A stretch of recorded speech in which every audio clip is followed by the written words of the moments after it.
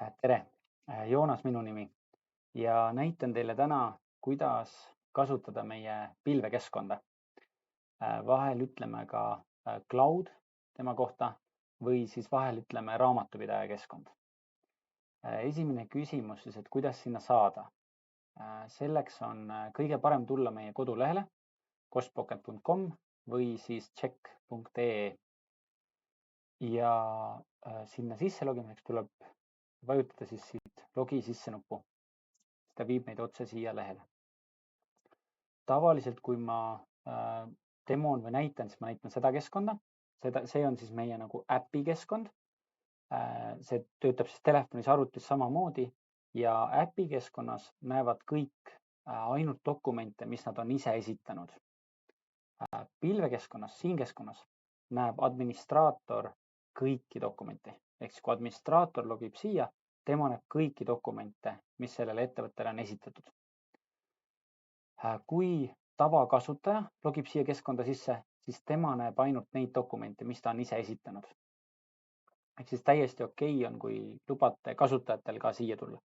Kui näiteks ettevõtte juht soovib näha kõiki ettevõtte dokumente, siis lisage tema ka administraatoriks ja samamoodi tema näeb siis selle ettevõtte kõiki dokumente. Siin praegu on niisugune kokkuvõttevaade või siis me ütleme dashboard. Ehk siis siin on nagu kõik ettevõtted näha.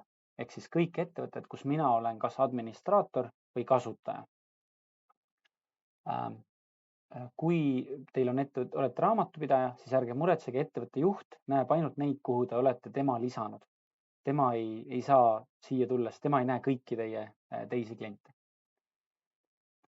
Mis siin siis ilusti nagu näha on, ongi ettevõtte nimi, siis nagu dokumendid, ehk siis sellele ettevõttele 4 dokumente, mis on esitatud topelt, duplikaadid nagu mitu korda on sama dokument esitatud. Üks dokument on veel digiteerimisel ja 53 tükki on edastatud raamatupidamisest tarkvarasse.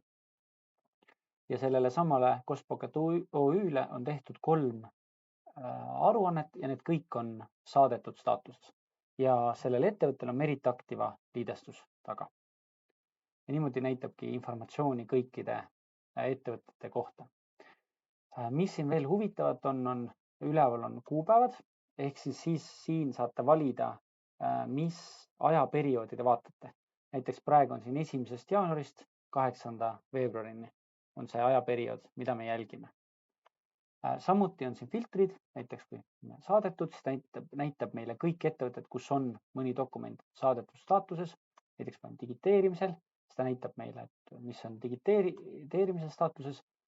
Ja samuti on siin pilt puudu, saatmine ebaõnnestus, et näiteks, et raamatupidaja saabki tulla siia, sorteerida kohe ära need näiteks kas edastamine ebaõnnestus, pilt puudu, ettevõtted ja saabki uurida, et mis seal siis nagu juhtus. Ta ei pea kõiki ettevõtteid läbi klõpsama. Ja nii, näitan teile ka, kuidas see topeltfunktsionaalsus töötab, et lähme siia topelt ja nüüd me tegelikult saame ka nende peale vajutada. Vajutades siin peale, ta viib meid otse sinna kohe ettevõttesse. Vajutamegi topelt peale. Siis on näha, nüüd ta viis meid siia mingi koolitusse ja süsteem ütleb, et see dokument on topelt. Kui ma avan, siis ma näen seda pilti, paremal näen kõiki dokumendi andmeid ja üleval on nupp, et okei, aga näita siis, kus need duplikaadid on. Peale ja siit on näha, et see dokument tegelikult on juba oktoobris edastatud ja ta on aruandes, oktoobri 2022 aruandes lisatud, ta on edastatud kujul ja see nüüd, kui on uuesti lisatud, siis see on süsteem kinni püüdnud, et nii, muidu on see topelt. Nii.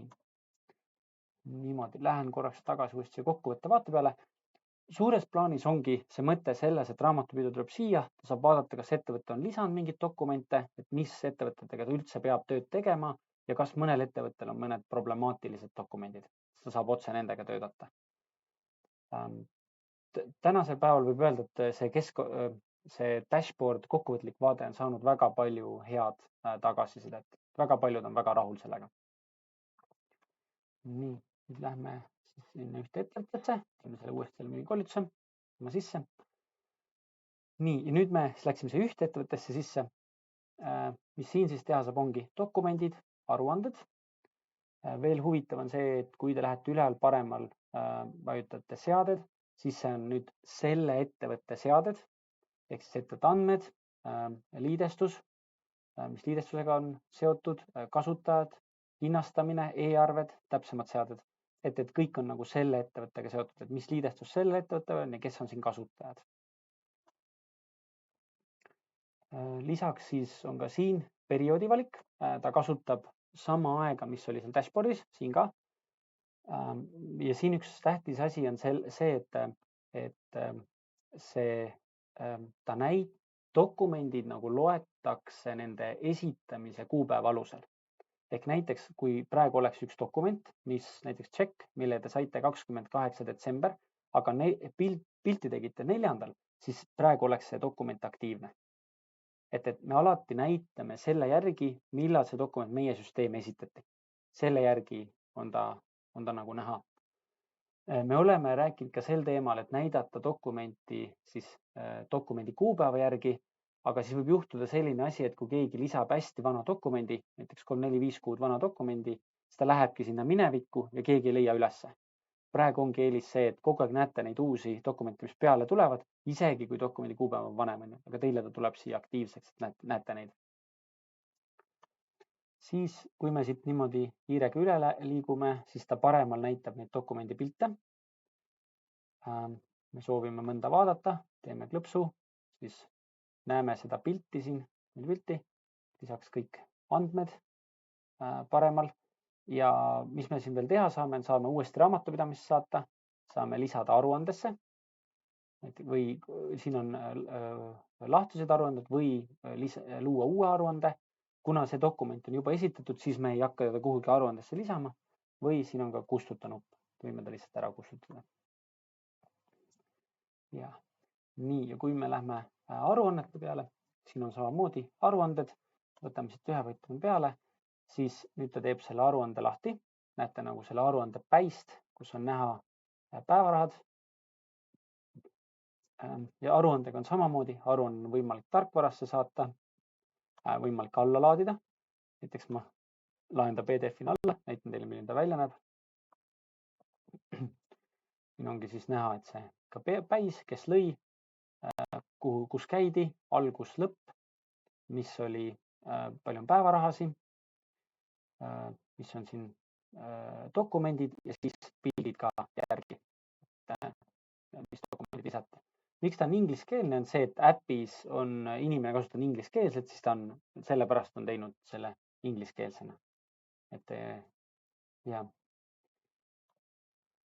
Nii, siis on võimalik aruannet muuta, vajutame siia, raamatupidaja saab kõiki asju siin muuta ja võimalik ka kustutada. Niimoodi. Selline on siis see üldine süsteem. Samuti ka filtrid. Siin ongi näha see müügikoolitus OÜ ja kõik dokumendid. Kui ma soovin näha topeltdokumente, vajutan siia, siis näitab mulle topeltdokumente.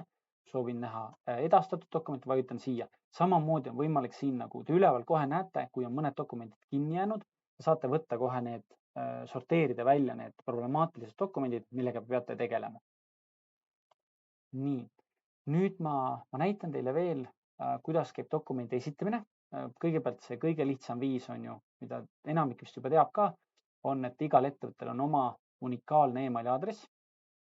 Vajutan siia lihtsalt klõpsida peale, lähen emaili, siin on mul lihtsalt üks Bolti dokument, saadan ta lihtsalt meie süsteemi edasi. Ja on ju nüüd süsteem võtab ta vastu, digiteerib ära, ühel hetkel ta tekib siia. Ta on minul juba korra esitatud, nii et ta läheb siin ka topeltdokumendiks, aga üks viis, kuidas esitada on ju emaili teel.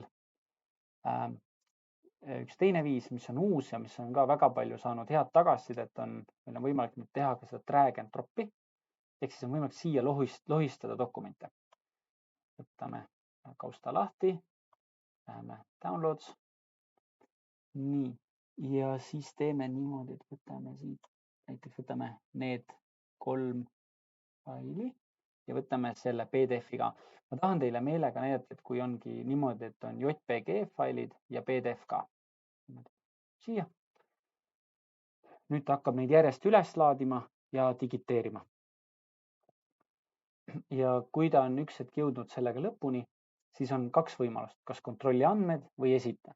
Kui kontrolli andmed, siis ta laseb mul käia ükshaaval kõik need dokumendid läbi ja igal dokumendis on andmed üle vaadata ja vajutada, et esita ja siis ta saadab raamatupidamisse.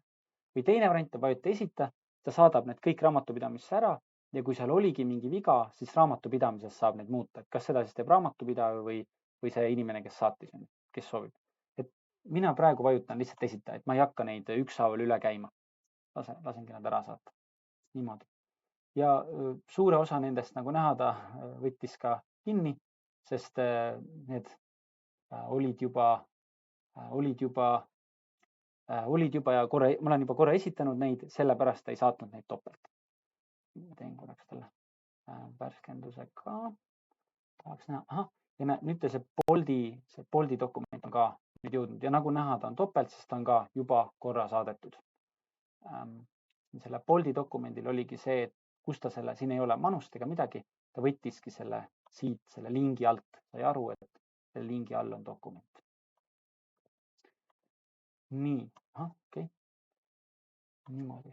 Ja täpselt sama loogika, nagu me siin tegime, et drag and droppida, saab ka aruannetesse. Kui ma lähen nüüd aruanded, uuesti selle Soome aruande, siis siin paremal on see nupp lisadokument. Samamoodi ma saan tõmmata siin dokumente ja nad jõuavad ilusti siia aruandesse. Või kui mul on e-mailis mõned dokumendid ja soovin neid saata, lisada nagu mõnele aruandele, siis igal aruandel on ka oma unikaalne e-maili aadress. Ehk saate need lihtsalt sinna edasi saata, nad jõuavad samamoodi siia aruande alla. Nii. Ja kui me oleme siin lehel, siis on võimalik ka, siin lähete lihtsalt aruanded, siin on ka plussnupp, teil on võimalik ka luua aruandeid siin, et võitegi luua kuluaruande, lähetusaruande või pidada sõidupäevikut, et seda on võimalik kõike ka arvutis teha, et äpis, arvutis mõlemas saate teha seal, kus teil on nagu mugavam. Nii, ma loodan, et te saite nüüd kerge sellise ülevaate, mis siin pilvekeskkonnas kõike teha saab. Ma näitan teile ühte asja veel, ma näitan teile ka dokumendi allalaadimist. Et me rääkisime sellest, kuidas üles laadida, aga kui ühel hetkel on soov ka laadida alla endale need, siis üks viis, mida teha, on siin kuupäevade kõrval on selline nupp lae alla ja siit on võimalik laadida alla kõik dokumendid, mis jäävad sellesse ajavahemikku. Kui te soovitegi nagu suuresti massiliselt alla laadida, näiteks soovite ära minna meie juurest, aga enne seda soovite kõik need dokumendid endale kuhugi ära salvestada, siis on nad võimalik siit nagu salvestada. Teine viis, kuidas seda teha on, kui saame siia lisada linnukesed, siis nende nuppudega. Võib-olla ärme nii palju korraga võtame siit lihtsalt paar tükki. Alexala ka, need minirongid ka. Ja siis me saamegi, et kas soovid uuesti tarkvarasse saata, aga need on juba selline edastatud või siis on topelt, neid uuesti saada. Mul on võimalik need aruandesse uuesti lisada siit. Samamoodi juba saadetud, ei lisa, võimalik käibemaks eemaldada, ka ei ole vaja, või siis alla laadida. Ja näiteks, kui me võtamegi PDF-i, nüüd alla näitan teile, mis kujul ta teeb. Teebki sellise nagu aruande vaate, kus on üleval dokumendi andmed ja siis edasi tulevad need pildid järgi. Ja kõige huvitavam asi allalaadimisel on see, et on ka SIP, kus on pildid olemas või e-arvena on võimalik alla laadida. Et näiteks, kui teil on mõni teine tarkvara, kuhu te soovite need dokumendid edasi saata ja sinna tarkvarasse on võimalik e-arvet üles laadida, siis on võimalik ka siit luua e-arve formaat, kõik need dokumendid sinna sisse panna ja saata sinna teise tarkvarasse edasi. Et niimoodi saab ka kasutada. Nii, ma usun, et nüüd ma jõudsin lõpuni, et ma loodan, et te saite sellise suures pildis vaate, mis siin nagu kõike teha saab. Et oleme viimase aasta jooksul väga palju seda keskkonda uuendanud ja väga palju positiivset tagasisidet oleme ka kuulnud selle keskkonna kohta. Ja aitäh kuulamast!